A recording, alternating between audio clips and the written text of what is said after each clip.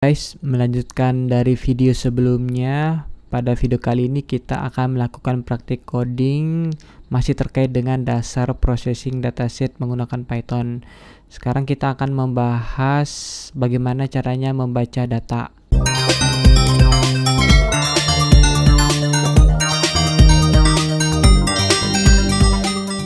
Oke guys, silahkan teman-teman menuju ke Google Colab dengan cara mengetikkan colab.research.google.com, maka akan muncul jendela baru. Silahkan klik notebook baru. Oke, sedang memuat. Nah, ini dia notebook baru yang telah saya buat. Saya akan memberikan nama belajar AI.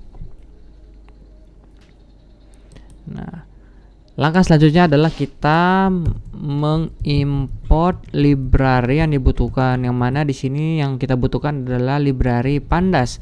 Apa itu library pandas? Library pandas adalah library yang digunakan untuk melakukan manipulasi table atau data structure.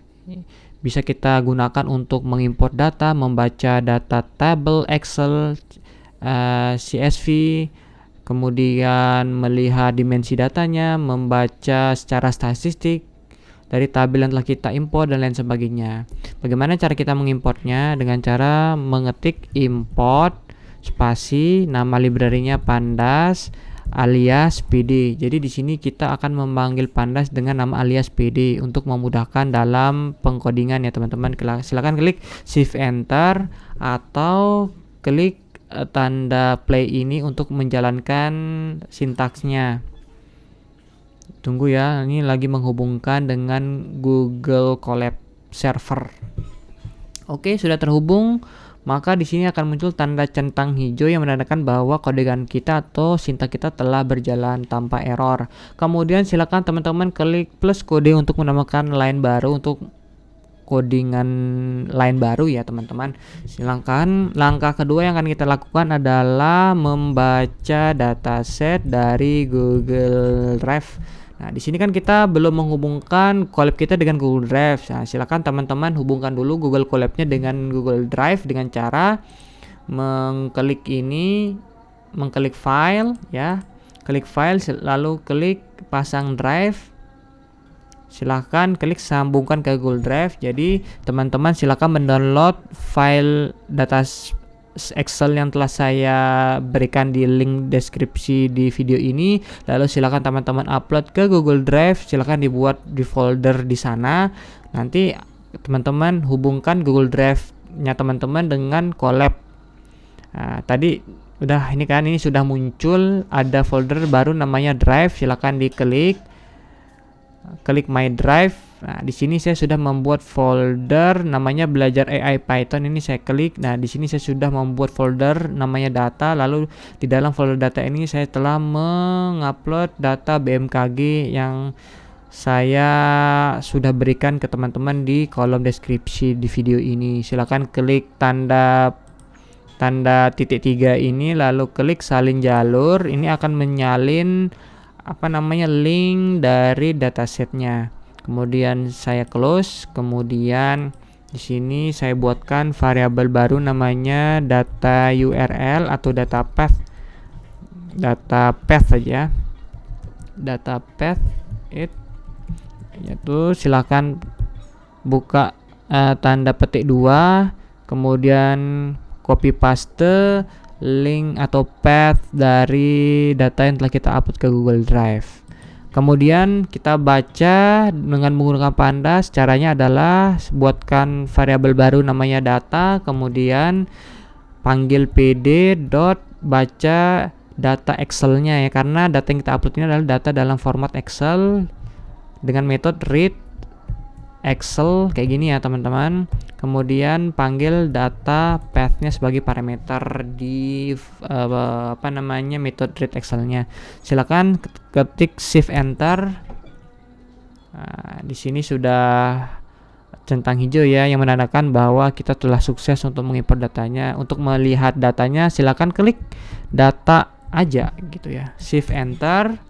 Nah, Tada, ini dia datanya ya. Kita berhasil mengimport dan membaca datanya. Cuman di sini kita bisa lihat bahwa data yang dimunculkan adalah data dari row ke-0 atau baris pertama sampai dengan baris terakhir. Nah, sebenarnya kita membutuhkan cukup menampilkan 10 data saja. Bagaimana caranya? Dengan cara ketik data, kemudian .hit ya, .hit, buka kurung, berapa kolom berapa baris yang akan kita tampilkan, misalkan di sini 10, lalu ketik shift enter. Nah, lalu akan muncul baris data sejumlah 10 baris ini ya, teman-teman. Silakan di sini ada scroll ya, ada scroll di sini. Kalau datanya terlalu terlalu panjang, melebar secara horizontal, silakan teman-teman scroll saja yang ini. Nah, oke. Di sini kita berhasil mengimport datanya ya. Nah, lalu yang akan kita butuhkan selanjutnya di sini adalah kita membaca dimensi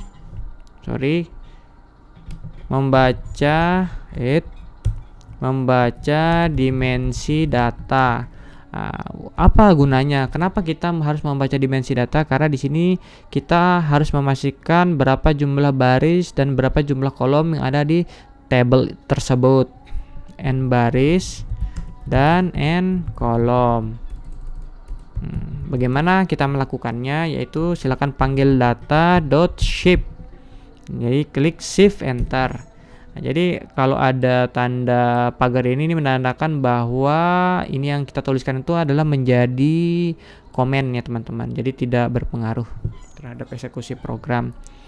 Nah, di sini sudah muncul ya bahwa data kita yang telah kita import itu, yang kita baca itu memiliki jumlah baris sebesar 1088 baris dengan jumlah kolom 12. Kemudian apa sih isi kolomnya? Apa nama kolomnya atau nama variabel yang ada di dalam tabel tersebut? Yaitu kita lakukan membaca list variabel atau kolom ya, nama kolomnya ya. Caranya adalah dengan cara data.column. Shift enter, jalankan, maka akan muncul list nama variabel atau kolom yang ada di dalam tabel kita tersebut, mulai dari ada tanggal, suhu minimum, suhu maksimum, hingga di sini juga ada ID-nya.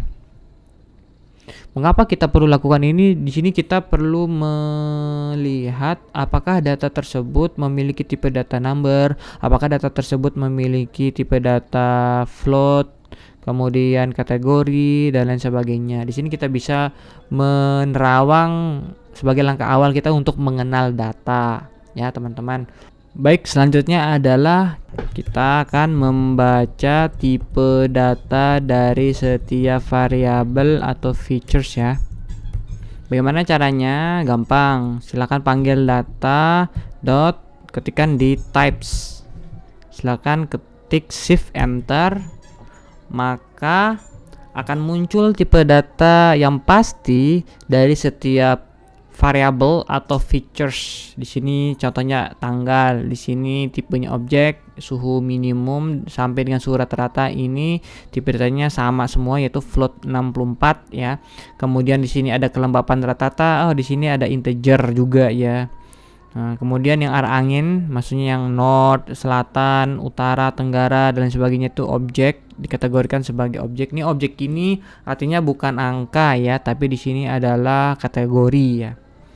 Di sini juga ada ID yang mana bertipe data integer atau nil,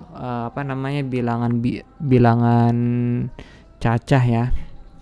Oke, kita bisa melakukan screening sebenarnya dari tipe data ini.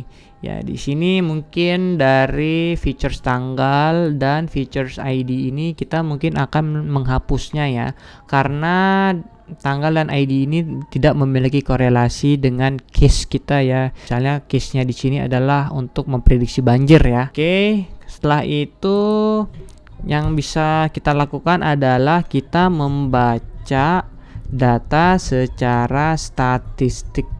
Maksudnya secara statistik kita membaca mean dari setiap featuresnya mungkin, kemudian rata-rata, standar deviasi, kuartil dan lain sebagainya. Bagaimana caranya membaca data secara statistik? Gampang. Ini cuma satu line code saja. Silakan panggil data describe ya, describe, shift enter. Nah, di sini akan muncul informasi statistik dari setiap features atau variabel yang ada di data table kita. Ini kan ada feature contohnya suhu minimum. Ini rata-ratanya ada di angka 618,94. Di sini ada standar deviasinya, ada nilai minimum, kemudian ada kuantil pertama atau 25%, data di kuantil pertama, kedua, ketiga, nilai maksimumnya berapa, dan mungkin ini jumlah data yang muncul dalam satu kolom itu ya. Ini teman-teman bisa scroll ya dari kiri ke kanan, ini lengkap. Nah, mengapa kita butuh untuk membaca data ini secara statistik?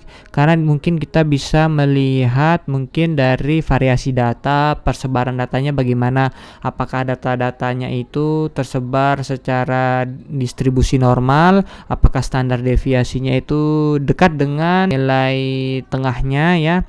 Kemudian bisa melihat bagaimana penyimpangan data-data terhadap nilai rata-ratanya. Mungkin kalau kita ingin memperkecil standar deviasi, mungkin karena standar deviasi di sini terlalu besar, mungkin mau diperkecil lagi, bisa teman-teman bisa tentukan di sini.